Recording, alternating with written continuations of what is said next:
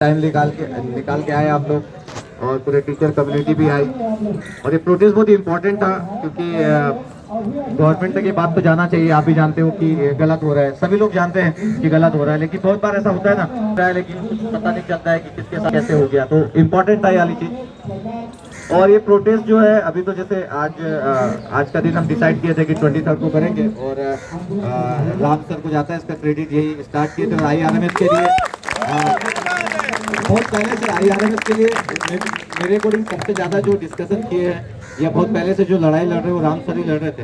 इसलिए फिर मैं राम सर का नंबर कहीं से लिया और फिर सर से बात किया कि सर मैं भी आता हूँ और स्टूडेंट लोग और भी आएंगे, जो आसपास के जो लोग रहेंगे वो भी आएंगे।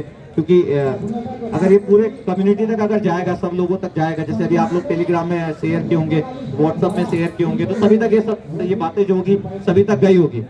देखिए हमको एक चीज़ तो क्लियर रहना चाहिए कि इंजीनियरिंग सर्विसेज के एग्जाम की जितने लोग भी प्रिपरेशन करते हैं, सब लोग का जो ड्रीम रहता था, सब लोग का जो ड्रीम जॉब रहता था कि हमको रेलवे में जाना है, सभी लोग रेलवे के लिए प्रिपरेशन करते थे। ठीक है, उसमें हमको जो भी मिले, लेकिन सब लोग का जो ड्रीम रहता था वो तो रेलवे ही रहता था। जैसे अगर हम गेट की प्रिपरेशन करते हैं तो मैक्सिमम लोगों का ड्रीम रहता है कि PSC में जाए, भले चाहे सीट PSC में 100 हो 150 हो, लेकिन ड्रीम तो उसी से स्टार्ट करते हैं। उसके बाद हमको IIT में जाना होता है, उसके बाद NIT में जाना होता है, लेकिन ड्रीम तो हम सबसे टॉप मोस्ट में देखते हैं। तो इंजीनियरिंग सर्विसेज का जो ड्रीम वाला जो पार्ट था वो हमसे छीना जा रहा है या छीन ही लिया अभी, तो है ना। जैसे देख ही रहे कि 0-0 हमको दिखा रहा है। तो इंजीनियरिंग सर्विसेज एग्जाम की प्रिपरेशन हम क्यों करें, इसका मोटिवेशन कम होते जा रहा है। एक सबसे इम्पोर्टेंट चीज जो मेरे को लगता है कि एक इंजीनियर्स लोग का जो डे बाय डे जो सीरियसनेस है अपनी स्टडी को लेके वो कम होते जा रहा है। उसके पीछे मेन रीजन ये है कि हमारे पास मोटिवेशन नहीं है। मोटिवेशन होना चाहिए ना, जिस चीज के लिए हम पढ़ रहे हैं उसके लिए मोटिवेशन जरूरी है। कि अगर हम चाहते हैं कि भी हमको अच्छा करना है तो आगे कुछ दिखना तो चाहिए कि क्या होने वाला है करके। अभी अगर जैसे 215 अगर आपके पास 2021 में है और इस साल की जो सीट्स है, तो अगर 200 के अराउंड में अगर सीट्स रहेगी तो मोटिवेशन कैसे आएगा। जैसे मैं इस बार इलेक्ट्रिकल का देख रहा था, तो इलेक्ट्रिकल की कितनी 18 सीट्स है, 18 सीट। अब 18 सीट के लिए आपको मोटिवेशन कैसे आएगा कि इंजीनियरिंग सर्विसेज का एग्जाम आप देने जा रहे हो सिर्फ 18 सीट के लिए। इसका मतलब है कि उसमें भी कैटेगरी डिसाइड, अभी कैटेगरी की बात नहीं हुई है। पता चला कैटेगरी की जैसे ही बात करेंगे तो पता चला कि कैटेगरी में 10 सीट है, तो आप ऑल इंडिया आप 10 में तो आ नहीं सकते। तो फिर मोटिवेशन कैसे आएगा पढ़ने का। भाई हमारे पास अगर ऑप्शन ज्यादा होगा तो हम पढ़ेंगे ना। मतलब हमारा सब टेक्निकल जो भी एग्जाम है, जैसे कि मैक्सिमम लोग, मेरे को लगता है जितने लोग भी प्रिपरेशन करते हैं वो गेट भी देते हैं, ESC भी देते हैं, दोनों एग्जाम देते हैं। अभी अगर ESC वाला पार्ट अगर मिनिमम हो जाएगा तो फिर हमारे पास मोटिवेशन नहीं रहेगा। तो सबसे इम्पोर्टेंट चीज ये था कि देखो अभी प्रोटेस्ट वाला जो पार्ट है, इस चीज को हमको देखना रहेगा कि आगे भी हम कैसे प्लान करते हैं। क्योंकि जैसे अभी जैसे हमको 4 बजे तक परमिशन मिली है, राम सर 4 बजे तक मिले ना हमको परमिशन, कितने बजे तक राम सर 4 बजे तक है ना आज परमिशन, 4 बजे तक है ना, बस वाइंड अप करेंगे। तो देखो अभी हमारे पास आज का इतना परमिशन था, अपन इसको और आगे अगर अपने को करना है तो परमिशन लेना पड़ेगा ना और भी।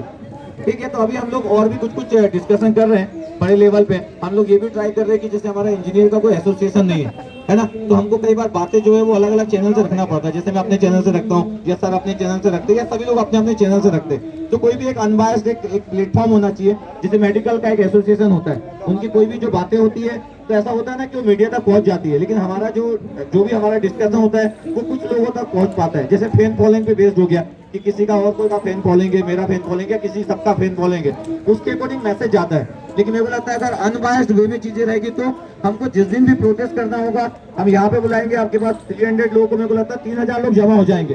तो अभी हम लोग एक एसोसिएशन के बारे में भी सोच रहे हैं कि एक इंजीनियर का एसोसिएशन होना चाहिए और स्पेशली अनएम्प्लॉयमेंट के बारे में बात होना चाहिए। तो इंजीनियर्स की बातें रखी जाना चाहिए गुड वे में, और हम इस बातों को रखेंगे। तो आप यकीन मानिए कि अगर टीचर कम्युनिटी अगर स्ट्रॉन्ग वे में अगर आ रही है तो हम बात मनवा लेंगे। क्या होता है अगर एक टीचर या 2 टीचर आता है ना तो इतना आसान नहीं होता है इस फाइट को उस अंजाम तक पहुंचाना। लेकिन इतने बड़े बड़े लेवल पे आप टीचर लोग देख ही रहे हो, इतने बड़े लेवल पे टीचर आ रहे हो। और आज अगर ये पहला प्रोटेस्ट है, अगला प्रोटेस्ट और भी प्लान कर रहे हैं कि क्या होगा। तो मेरे को लगता है ऐसे अगर 2-3 प्रोटेस्ट करना पड़े तो उसके बाद गवर्नमेंट को सुनना ही पड़ेगा। और अगले प्रोटेस्ट तक तो और भी मेरे को लगता है टीचर कम्युनिटी से और भी लोग ऐड होंगे, स्टूडेंट कम्युनिटी से और भी लोग ऐड होंगे। ये बात आज की बात तो हर जगह जाएगी। मेरे को लगता है इंडिया में हर जगह तक तो ये स्प्रेड हो चुका होगा।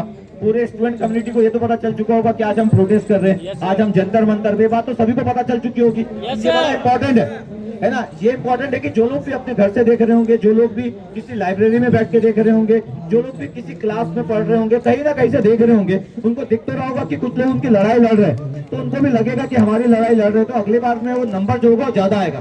तो हमेशा इस चीज को ध्यान में रखें अपन कि आप ये ना सोचे कि देखो जो हम लोग जितने भी प्रोटेस्ट में भी शामिल हुए हैं, तो हमेशा जब भी स्टार्ट होता, कोई भी चीज जब भी स्टार्ट होती है तो बड़े स्मॉल नंबर से स्टार्ट होती है। जब देश को जब आजाद करना था तो ऐसा नहीं था कि करोड़ों लोग एक साथ जुड़ गए थे। शुरू में जो लड़ाई थी वो छोटे लोगों से स्टार्ट हुई थी, नंबर बड़ा छोटा था, हजारों में नंबर था, 1000 के बाद वो लाख होने में बहुत टाइम लगा। तो वैसे हमारा प्रोटेस्ट जो भी पार्ट अभी स्टार्ट हुआ है, तो धीरे धीरे सब जगह तक सर्कुलेट होगा ना, तो यकीन मानो गवर्नमेंट तक भी जाएगा। गवर्नमेंट को जब लगेगा ना कि ज्यादा नंबर में लोग इसमें इन्वॉल्व हो रहे हैं, इस प्रोटेस्ट को थोड़ा सा बिग लेवल में कर रहे हैं, तो मेरे को लगता है उसका रिजल्ट मिलेगा और मीडिया तक भी बात जाएगी। लास्ट टाइम जंतर मंतर में ऐसे ही हुआ था कि एमटेक फीस हाइक के टाइम पे कुछ लोग थे क्या उस समय में, एमटेक फीस हाइक के समय में कुछ लोग थे क्या, तो एमटेक फीस हाइक के समय भी ऐसे ही हुआ था कि मीडिया तक बात गई थी, और मीडिया तक जब बात गई थी तो फिर चीजें बाद में चेंज भी हुई। तो मेरे को लगता है कि इस बार भी, क्योंकि ये जो मुद्दा है ये जेन्युइन मुद्दा है, आप सभी लोग अंडरस्टैंड कर रहे होंगे कि ये नॉर्मल बात नहीं है। इंजीनियरिंग सर्विसेज एग्जाम के थ्रू जो भी आप 5 डिपार्टमेंट में लेते थे उसको पूरा हटा के सिविल सर्विसेज एग्जाम के थ्रू अगर आप ले रहे हो, तो एक इंजीनियर कितनी स्टडी करेगा। अभी आप इंजीनियरिंग सर्विसेज का पेपर दिए होंगे ना, इंजीनियरिंग सर्विस का पेपर, तो अभी आप देख सकते हो कि पेपर का लेवल भी बढ़ते जा रहा है। ऐसा भी तो नहीं है कि जितने भी क्वेश्चन आते हैं पूरे क्वेश्चन ही एकदम इजी है, हमको टेक्निकल भी बहुत सारा पढ़ना पड़ता है। उसके इतने सारे जो स्टेटमेंट आते हैं, जो थ्योरेटिकल स्टेटमेंट आते हैं, उसमें भी इतने बार कंट्रोवर्शियल होता है, टीचर को भी लगता है कि ये होगा वो होगा, ऐसा होता है ना कुछ क्वेश्चन में। इस बार भी गेट का जो आंसर की आया, आप देख रहे होंगे कि IIT खड़गपुर जो पेपर फ्रेम के इलेक्ट्रॉनिक्स वाला अगर कोई होगा, तो इलेक्ट्रॉनिक्स वाले में तो आप देख रहे होंगे कि जो आंसर की आई उसके बाद ही आंसर की में डिफरेंस आना चालू हुआ, कम से कम 3 से 4 क्वेश्चन में, और हमारे पेपर में तो कंट्रोवर्शियल भी था। तो इतना सारा स्टूडेंट को पढ़ना पड़ रहा है, स्टडी करना पड़ रहा है, तो मेरे को लगता है कि इतना आसान नहीं है कि टेक प्लस नॉन टेक हम दोनों बहुत अच्छे से पढ़ सके। इतना आसान नहीं होगा कि हम सिविल सर्विसेज की एग्जाम की प्रिपरेशन कर सके। अगर करना ही है तो फिर पूरा सिविल सर्विसेज की एग्जाम की प्रिपरेशन करेंगे, हम ESC का भी पेपर दे और उसके बाद CSE का भी पेपर दे, ये तो इनजस्टिस हुआ ना। तो दोनों हम नहीं कर पाएंगे, पॉसिबल नहीं है। और मेरे को लगता है कि ये समझना जरूरी है कि सिविल सर्विसेज के एग्जाम के थ्रू अगर कुछ लोगों को ले रहे हैं, और अगर नॉन इंजीनियर अगर सिलेक्ट होते हैं 5 डिपार्टमेंट में, तो वो कैसे एंगेज करेंगे, कैसे कनेक्ट करेंगे, कैसे मैनेज करेंगे, आई डोंट नो।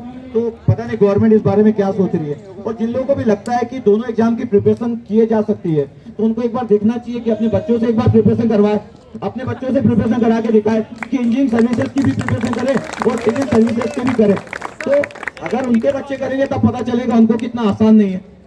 अगर वो करेंगे तो हमारे साथ ऐसा नहीं हो सकता है। तो मेरे को लगता है कि इस प्रोटेस्ट को अपन और भी आगे बढ़ाएंगे। ये एक दिन का प्रोटेस्ट होने से नहीं होगा, मैं कंफर्म हूँ कि आज हमारा जैसे आज खत्म होता है तो फिर आप लोग घर चले जाते हो, उसके बाद फिर हम लोग अपने अपने काम में बिजी हो जाते हैं। क्योंकि देखो सब टीचर लोगों के पास क्लासेस है, कई लोग की ऐसी होगी कि आज रात में क्लास होगी, कुछ लोग की ऑनलाइन क्लास होगी, कुछ लोग की ऑफलाइन क्लास होगी, कुछ लोग की मॉर्निंग में क्लास होगी। सभी लोग बिजी है, स्टूडेंट भी बिजी है, कहीं ना कहीं अपनी क्लासेस में बिजी है, अपनी प्रिपरेशन में बिजी है, टीचर भी बिजी है। तो आसान नहीं होता है हम लोग इतने अच्छे तरीके से प्रोटेस्ट को आगे अंजाम पहुंचा सके। लेकिन उसके लिए ना आप लोगों को भी थोड़ा सा आगे आना पड़ेगा, अपने फ्रेंड सर्कल में बताना पड़ेगा कि नहीं भाई ये बहुत इंपॉर्टेंट मुद्दा है। अगर हम सब लोग अगर सोचेंगे कि नहीं यार चलो कुछ नहीं होता, बाकी लोग हमारे लिए लड़ेंगे, तो कितने लोग आपके लिए लड़ेंगे? सबको आगे आना पड़ेगा। तो टीचर कम्युनिटी भी आगे आ रही है, तो स्टूडेंट को तो आगे आना चाहिए। अभी तो देखो प्रोपोर्शन ऐसा हो गया कि टीचर जितने उससे आप 3 टाइम से ज्यादा होंगे। समझ रहे मैं क्या बोल रहा हूँ? नंबर ऑफ टीचर्स जितने हैं उसके कंपेयर में क्या 3 टाइम्स या 4 टाइम्स स्टूडेंट्स होंगे। तो ये नंबर जो होना चाहिए वो 100 टाइम ज्यादा होना चाहिए। हर एक अगर एक टीचर है तो 100 लोग तो होना ही चाहिए। अगर 10 टीचर अगर आता है तो 1000 लोग होना चाहिए, और अगर 100 टीचर आता है तो 10,000 लोग होना चाहिए। तो हम ऐसी अगर लड़ाई लड़ेंगे तो चीजें होगी। और सबसे पहली चीज बात है कि बिलीव करना जरूरी है कि अगर आप प्रोटेस्ट कर रहे हैं तो अगर आपके मन में ये रहेगा कि गवर्नमेंट बहुत स्ट्रांग है और हमारी बात सुनेंगे नहीं सुनेंगे या नहीं मानेंगे, अगर ये बिलीव रहेगा तो हम उतने अच्छे से प्रोटेस्ट नहीं कर पाएंगे, लड़ाई नहीं लड़ पाएंगे। तो सबसे इंपॉर्टेंट चीज ये है कि बिलीव करना जरूरी है कि अगर हम अपना प्रोटेस्ट अगर कर रहे हैं और अगर हम ये लड़ाई लड़ रहे हैं तो हम ये जीतेंगे। ये बिलीव करना बहुत ही इंपॉर्टेंट है। और अगर हम ये बिलीव करेंगे तो यकीन मानिए जीतेंगे भी। और हम ये प्रोटेस्ट इसलिए नहीं कर रहे कि चलो प्रोटेस्ट कर लिए, मीडिया में माहौल हो गया, यूट्यूब चैनल में माहौल हो गया, थोड़ा सा इन जनरल लोग जान गए, इसके ये मेन ऑब्जेक्टिव नहीं है। मेन ऑब्जेक्टिव है कि जीतना है, और लास्ट टाइम तक अगर हम लड़ेंगे तो हम जीतेंगे भी। जरूर सर। ठीक है, तो आप लोग बस इस वाले प्रोटेस्ट वाले पार्ट में एग्रेसिव रहिए आप। आगे हम जो भी प्लानिंग रहेगी राम सर गाइड करेंगे, क्योंकि मैं इस IRNS वाले पूरे मुद्दे को राम सर ही गाइड कर रहे हैं, तो हम लोग सब लोग सपोर्ट कर रहे हैं। राम सर लीड कर रहे हैं और हम पूरे के पूरे टीचर कम्युनिटी सपोर्ट कर रही है। बस मैं ये चाहता हूँ कि स्टूडेंट कम्युनिटी भी पूरी सपोर्ट करे। कोई भी ब्रांच से कोई फर्क नहीं पड़ता, इंजीनियरिंग के कोई भी ब्रांच है, सभी लोग सपोर्ट में आए और यकीन मानिए हम इसको जीतेंगे। आपको यकीन है ना कि हम जीतेंगे? गवर्नमेंट को सुनना पड़ेगा, गवर्नमेंट कितनी भी बहरी हो, गवर्नमेंट को सुनना पड़ेगा, है ना? गवर्नमेंट हमसे है तो फिर हाँ वही मैं बोल रहा, गवर्नमेंट अगर हमसे है तो फिर कैसे होगा? अब थोड़ी हम मतलब प्रोटेस्ट अगर कर रहे हैं तो ऐसा नहीं है कि मतलब हमको ऐसा इग्नोर कर दिया जाए। और अगर हम अभी रोड पे अगर उतरे हैं कि प्रोटेस्ट में, जैसे आज तो हमको परमिशन इतने लोगों की मिली थी, 200 से 300 लोगों की, लेकिन एक दिन ऐसा होगा आपके पास कि अगर हमको लगेगा तो हम लाखों लोग जमा हो सकते हैं। एक इंजीनियर एक बार सोचेगा तो लाखों लोग भी जमा हो सकते हैं, ठीक है? बाकी आगे का जो भी रहेगा वो राम सर आप लोग को गाइड करेंगे।